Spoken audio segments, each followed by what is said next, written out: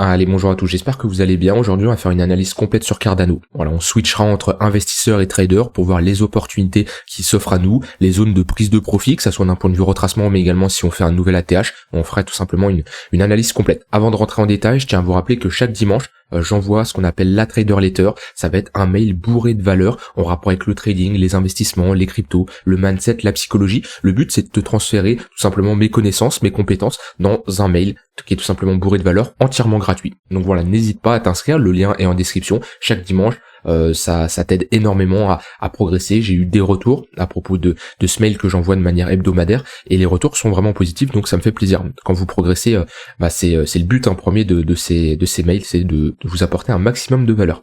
Alors, Cardano, on fait une très bonne journée d'ailleurs, on fait un plus 20%.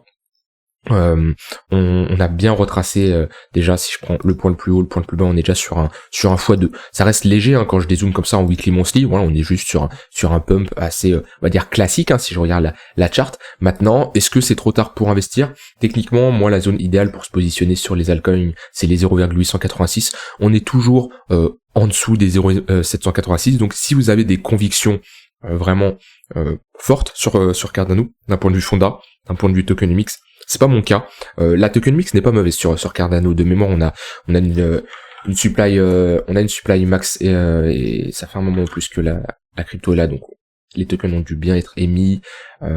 Offre en circulation 35 millions. On a une offre max. La tokenomics n'est pas mauvaise sur Cardano. Maintenant, c'est pas un projet que j'aime particulièrement. C'est pas non plus un projet où j'ai vraiment creusé. Voilà. En général, je regarde le projet de manière générale, et si je vois que ça m'intéresse, si je vois qu'il y a du potentiel, je commence à creuser plus en détail. Cardano, ça m'a pas inspiré. Je dis pas que Cardano ne peut pas faire de nouvelle ATH ou autre, bien au contraire, mais c'est pas une crypto dans laquelle j'investis, c'est pas une crypto qui m'attire personnellement. Donc on verra la suite comment elle se passe. Maintenant, rien ne m'empêche de posséder du Cardano sur du court moyen terme pour faire du trading ou même des positions que je vais garder 2, 3, 4, 5 mois parce que je me dis que ok, là il y a du flux, il se passe quelque chose sur Cardano et je chercherai à rentrer en position. Mais d'un point de vue vraiment long terme, une position que je garderai, on va dire, un cycle entier, c'est pas un projet qui m'intéresse. Maintenant, comme je dis, si vous avez de fortes convictions, on est toujours d'un point de vue retracement sur des niveaux assez bas. On vient de franchir les 0,186, on est toujours assez bas. Donc voilà. Maintenant, l'idéal c'est toujours d'optimiser ses entrées. Moi, j'aime pas rentrer quand on a une charte qui commence à être verticale, qu'on commence à pump comme ça. J'ai du mal à rentrer sur ce genre de charte. Pourquoi? Parce que on revient chercher une zone de résistance, même si on n'est pas sur une zone de résistance vraiment long terme. Moi, j'ai du mal à rentrer sur ce genre de chart. Je préfère me positionner quand le marché est plat, sur des zones de support, ou même là, on avait un signal. Je crois qu'on l'avait vu ensemble en plus il y a quelques semaines, là, il y a 2 mois à peu près, cette pattern de retournement. On a tout simplement proposé ici une structure en W. Ok, on avait ici le premier creux, le sommet, le creux plus haut que le précédent, et là à la clôture, on avait une pattern de retournement. Et on en a fait une plus grosse ici également. Donc ça c'est le genre de pattern qui techniquement nous indique comme quoi on est sur un bottom, d'accord. C'est une structure de retournement et c'est ici le plus optimisé selon moi pour se positionner. Maintenant, comme je dis, si vous avez vraiment de fortes convictions et vous êtes prêt à garder votre position des mois voire des années, on est toujours sur un niveau assez bas. En général, les altcoins dans une tendance haussière, dans un nouveau cycle, retracent à minimum au niveau des 0,382 de Fibonacci. Donc c'est vrai qu'on a vraiment pris cher sur Cardano, je me rends compte là. On a fait un moins 92% quand même. En général, les altcoins retracent à minima au niveau des 0,382. Après, quand on arrive chercher les 0,382, il va y avoir les premiers shitcoins qui ont vraiment aucun intérêt, qui s'épuisent et globalement qui vont poser un top de marché ici. On va voir les cryptos qui ont un peu plus d'investisseurs, ça pousse un peu plus, mais c'est pas encore trop ça, qui vont aller chercher la zone de rechargement short, ok. Et ensuite, vraiment ceux qui ont un bon fonda, qui attire du monde, où il y a une hype et tout, eux ils feront un nouvel ATH. Mais voilà, 0,382 et zone de rechargement de short, déjà d'un point de vue retracement, c'est de très bons niveaux, c'est de très bons ratios de Fibo qui sont pertinents pour chercher à prendre des profits. Et ça serait sur ADA, on serait sur un quoi? On serait sur un x2, x2,5 à partir de là où on est actuellement. Donc vraiment les targets là qu'on doit surveiller vraiment si on chercherait à prendre des profits, 0,382, zone de rechargement short entre les 0,118 et 0,786. Ok, c'est une bonne zone. Et ensuite si on fait un nouvel ATH, on peut mettre des extensions de Fibo. Hop, alors on aurait les 1,118 et les 100% d'extension. Donc ça c'est une target qui s'active uniquement si on fait un nouvel ATH. Vu que quand on fait un nouvel ATH, on n'a pas de prix, hein, qui nous permettent de déterminer si on est sur une zone de résistance ou pas. Et ce que je vous conseille dans ce genre de cas, c'est les extensions de Fibonacci, 1,118, 100% d'extension. Ensuite, on peut continuer comme ça, hein, 218, etc. Hop, 218, on peut aller prendre les 418, on a les 318. Alors je dis pas qu'on va aller au 418, hein, je dis juste que vous cherchez à prendre des profits sur la montée. Vous n'aurez jamais le bottom parfait, vous n'aurez jamais le top parfait. Votre but, c'est de vendre sur des niveaux clés, d'accord, des zones que vous estimez pertinentes. Donc comme je l'ai dit, ça peut être des extensions de Fibonacci, ça peut être également des chiffres ronds psychologiques, ça peut être des confluences entre les deux. Par exemple, ici, les 100% d'extension, on voit qu'on a une confluence entre ces 100% d'extension de ce mouvement que j'ai pris, plus les $6. Les $, ça reste un chiffre rond psychologique. Les 318, pareil, on est pas loin d'un chiffre rond psychologique, les $, voilà, c'est une zone clé. Et c'est comme ça que vous cherchez à prendre des profits, parce que si vous attendez d'avoir le top de marché, eh ben vous allez vous faire piéger parce que en général c'est trop tard. Est-ce que là franchement la personne qui me dit j'ai vendu le top de marché, alors c'est sûr qu'il y a une personne qui a vendu ici, hein, comme il y a une personne qui a acheté tout en haut, mais la personne vraiment qui me dit j'ai vendu tout en haut parce que j'avais ça comme signaux, etc. et vraiment j'ai timé le top parfait au centime près, non, vous aurez jamais le top parfait. Maintenant vous pouvez également attendre un épuisement, avoir une confirmation de retournement. Là la pattern de retournement elle serait ici, à partir du moment où on a un ravalement baissier. On a ici notre ravalement baissier qui nous indique, ok, attention, le marché se calme, on rentre à minima dans un range, voire une correction. Comme on a eu ici également un ravalement baissier sur cette bougie-là, ok, et on voit après, on est rentré dans un range, on a consolidé, on a proposé une pattern de retournement, ce qui nous a provoqué cette jambe haussière. Mais voilà, vous pouvez procéder comme ça. Une partie que vous allez vendre sur la montée, ok, sur des extensions de Fibonacci, sur des chiffres ronds psychologiques, et une autre partie que vous allez observer en fonction du BTC, ce qu'il fait, en fonction de Cardano, et prendre des profits sur un essoufflement, sur une pattern de retournement, mais soyez méfiants parce que le marché peut se retourner assez rapidement. Donc par contre ne faites pas ça sur des altcoins à faible market cap parce que souvent on mèche, on a du pump and dump et c'est beaucoup plus compliqué. Mais à la limite sur des altcoins fort market cap, c'est ça peut le faire. Mais voilà, ça demande quand même d'avoir un minimum de compétences. Faut mettre les émotions de côté parce que quand on fait un nouvel ATH, que tout pump, etc. C'est dur de garder les pieds sur terre quand tout le monde vous parle de target hyper réaliste. Donc voilà, moi je vous conseille de faire un peu du DC inversé. C'est beaucoup plus pertinent du DC inversé, mais pas n'importe où non plus sur des zones clés. Donc ça c'est pour ADA d'un point de vue long terme. Alors on va regarder quand même la charte avant d'un point de vue long terme contre le BTC, voir ce que ça donne. On va essayer de prendre une charte plus meilleure que ça. Ok, bon, j'avais une charte qui était bien tracée. Elle est toujours à jour, c'est parfait. Bah voilà, on est revenu chercher un niveau clé de support. On a une bonne réaction. On casse le tunnel daily. On était dans une dynamique baissière avec des creux des sommets de plus en plus bas. On voit que là, on break le dernier sommet. Ok. Techniquement, on peut voir ça, une petite pattern en W. Alors, on n'a pas assez retracé, c'est pas les W que j'aime le mieux, mais ici on voit qu'on fait quand même un creux et un sommet plus haut que le précédent, on break le tunnel daily. C'est vrai que là on a un signal encourageant qui nous montre que ADA serait potentiellement prête à surperformer le BTC dans les prochains jours, prochaines semaines. En tout cas, on a une bonne réaction sur un niveau clé, sur un gros niveau de support. Et vous voyez, c'est pas ici qu'on commence à se positionner, c'est pas ici. Non, on attend un retracement. On peut tracer également un Fibonacci, point le plus bas, point le plus haut.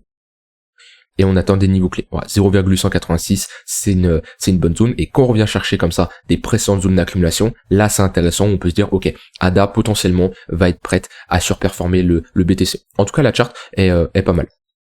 J'aurais préféré quand même une plus grosse accumulation, mais on a un premier signal qui est encourageant et potentiellement on est en train de poser un bottom. Je préfère ce genre d'accumulation quand même. Ah, ça c'est vraiment le genre d'accumulation parfait, où on rentre dans un range, on fait des W, les creux ils sont maintenus, les creux sont vraiment de plus en plus hauts. C'est exactement le genre de choses que j'aime bien.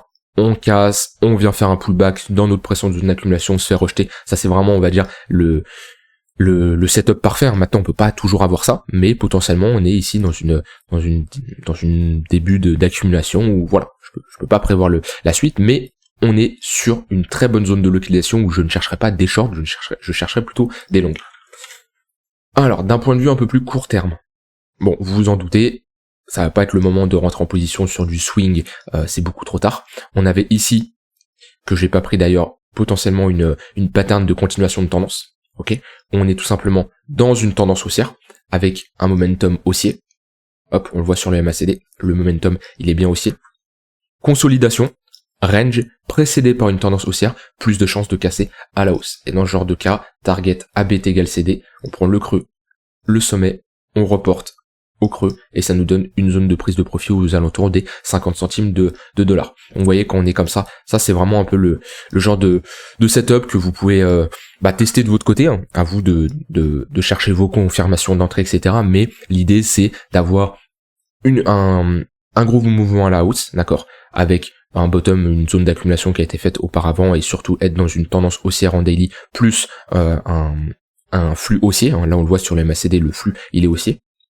Et ensuite rentrer dans cette phase de range où on consolide, d'accord. On n'a pas un gros retracement, hein. On veut pas non plus consolider ici. Ça nous montre que globalement on aura des vendeurs qui ont quand même bien repoussé le prix vers les 0,382. C'est un bon niveau. Voilà, les 0,382 qui font office de support. Donc voilà, c'est un bon niveau qui doit être maintenu. C'est notre premier arrêt, hein, qui, si on est dans une tendance, doit être maintenu et doit toujours faire office de support. Et ensuite rentrer dans une phase de range comme ça, avec des creux de plus en plus haut, une sorte de compression, hein, ceux qui aiment bien ce genre de pattern là, ce genre de triangle, que je ne dessine jamais, mais on peut les voir à l'œil nu, ok.